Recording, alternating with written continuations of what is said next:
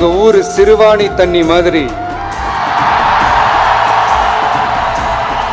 குடும்பம் குடும்பமா கோயிலுக்கு போற மாதிரியும், குடும்பம் குடும்பமா பண்டிகைகளை கொண்டாடுற மாதிரியும், நமக்காக குடும்பம் குடும்பமா வந்து ஓட்டு போடுற மக்களும் அதை கொண்டாட்டமா அதை செய்யணும். நேத்து பேசும்போது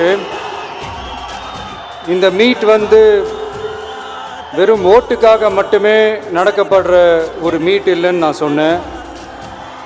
ஏன்னா நம்மளுடைய டிவிக்கே வெறும் அரசியல் ஆதாயத்துக்காக தொடங்கப்பட்ட ஒரு கட்சி கிடையாது.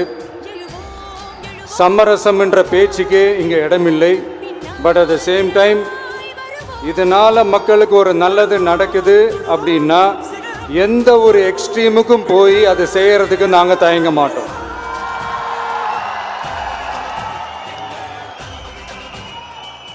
நம்மளுடைய இந்த ஆட்சி அமைஞ்சதும் ஒரு சுத்தமான ஒரு கிளீனான ஒரு கவர்மெண்ட்டாக இருக்கும். நம்மளுடைய கவர்மெண்ட்டில் கரப்ஷன் இருக்காது, கல்பிரிட்ஸ் இருக்க மாட்டாங்க.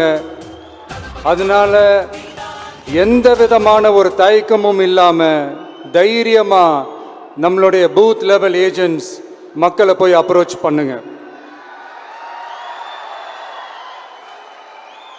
நீங்கள் மக்களை அப்ரோச் பண்ணும்போது அறிஞர் அண்ணா அவர்கள் சொன்ன ஒரு விஷயத்தை இங்கே நான் சொல்லணும்னு ஆசைப்படுறேன்.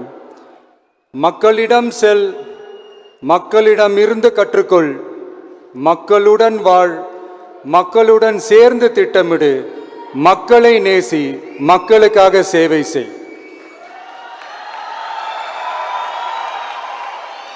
இதை நீங்கள் புரிஞ்சுக்கிட்டு நீங்கள் செயல்பட்டீங்கன்னா உங்கள் ஊர் சிறுவாணி தண்ணி மாதிரி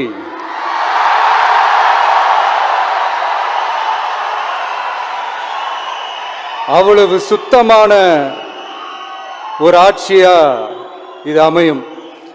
இன்னும் ஸ்ட்ராங்கா சொல்லணும்னா நம்மளுடைய தமிழக வெற்றி கழகத்தினுடைய இந்த ஆட்சி ஒரு தெளிவான, ஒரு உண்மையான, ஒரு வெளிப்படையான ஒரு நிர்வாகம் செய்யக்கூடிய ஒரு ஆட்சியா இது அமையும். அதனால இது நம்ம சார்பா நீங்க ஒவ்வொருத்தரும் இதை மக்கள்கிட்ட கொண்டு போய் எடுத்து சொல்லுங்க.